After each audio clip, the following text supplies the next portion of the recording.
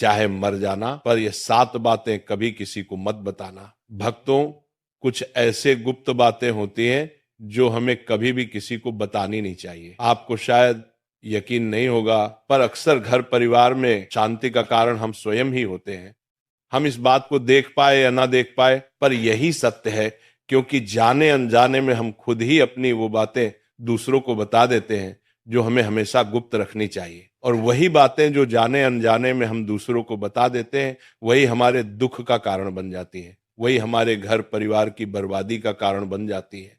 और फिर बाद में हमें ये सोचकर पछतावा होता है कि मुझे ये बातें किसी को नहीं बतानी चाहिए थी, मैंने जाने अनजाने में मूर्खतावश बहुत बड़ी गलती कर दी।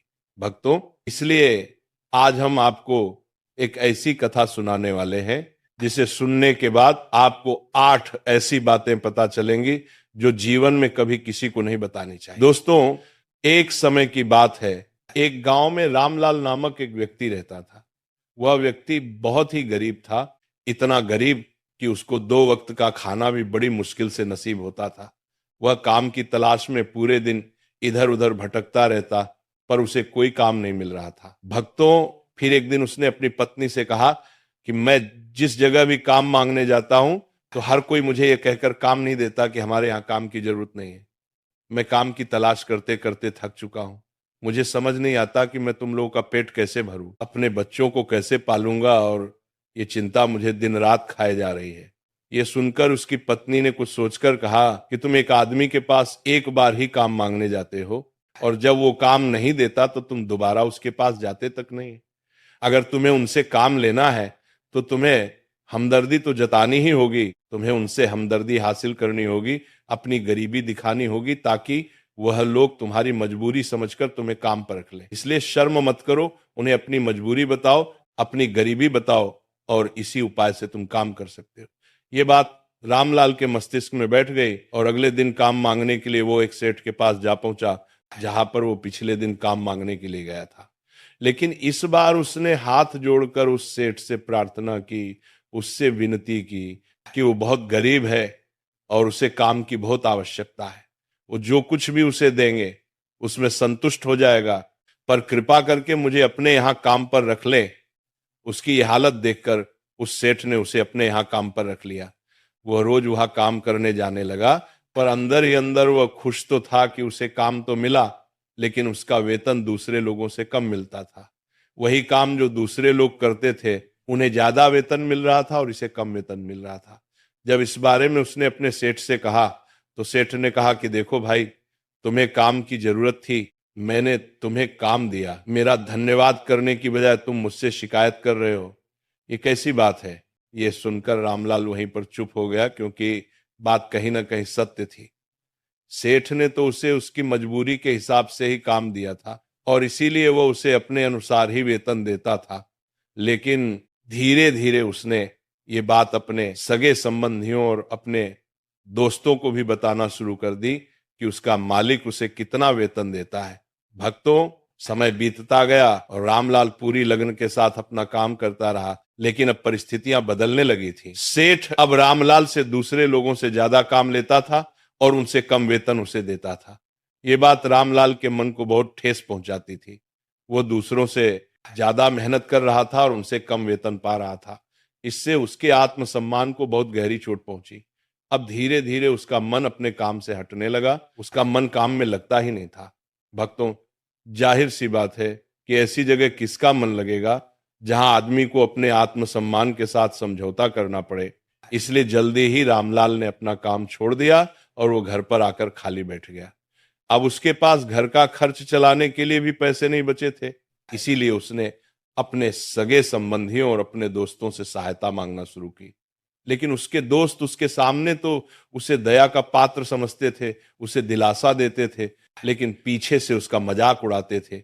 वो कहते कि कितना बेवकूफ है, सेठ ने इतना काम लिया और बेचारे को पैसे भी नहीं दिए, कल हमारा भी पैसा वापस कर पाएगा। इसकी ऐसी हालत है, काम तो उसके पास कुछ है ही नहीं, पैसा कहां से ला कर देगा। और इसी वजह से रामलाल की हालत दिन प्रतिदिन खराब होती जा रही थी। भक्तों, आपने अक्सर एक बात को अपने गांव समाज में देखा होगा कि यदि आपके पास पैसे हैं अच्छी नौकरी है, तो 10 लोग आपके हाल पूछने आते हैं, पर यदि आपके पास कुछ नहीं है तो आपके अपने भी आपको नहीं पूछते। यही हाल रामलाल का था और इसी वजह से रामलाल की हालत दिन प्रतिदिन खराब होती जा रही थी।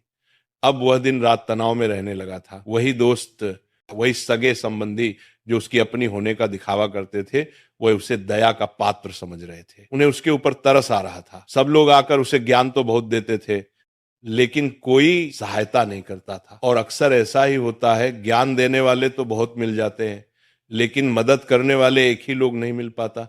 दोस्तों, फिर एक दिन रामलाल को पता चला कि पास के गांव में एक साधु महात्मा आया हुआ है, बहुत ही ज्ञानी है। रामलाल इतना तनाव में था कि उसे कोई रास्ता नजर ही नहीं आ रहा था, इसीलिए जाने अनजाने वो उस साधु के पास पहुंच गया। वहां पहुंचकर वो सीधे उनके पैरों में गिरकर रोने लग जाता है। वो रोते रोते उन्हें अपनी सारी स्थिति बताता है, उन्हें बताता है कि किस तरह उसके सेठ ने उसका फायदा उठाया और उसके सगे संबंधी उसके साथ कैसा व्यवहार रखते हैं। सारी बातें सुनकर साधु ने उसे चुप करते हुए कहा कि ये सारी समस्याएं तुम्हारी बुद्धिहीनता, तुम्हारी मूर्खता के कारण उत्पन्न हुई है। अगर तुम्हारे अंदर विवेक होता तो इनमें से एक भी समस्या तुम्हें दुखी नहीं कर सकती थी, लेकिन तुमने अपनी अभिव्यक्ति के कारण, अपनी मूर्खता के कारण खुद ही अपने रास्ते में कांटे बिछा दिए। पर उदास मत हो, आज मैं तुम्हें 8 बातें बता रहा हूं जो भूल कर भी किसी को मत बताना, और इन बातों का अनुसरण करते हुए तुम बाहर से मिलने वाले दुखों को तो दूर कर ही सकते हो जो बेवजह दुनिया की वजह से तुम्हारे अंदर पनपते हैं। साथ ही एक हंसी खुशी जिंदगी भी जी सकते हो। तो सुनो, मेरा पहला बात जो किसी को नहीं बतानी चाहिए वो है अपनी मजबूरी।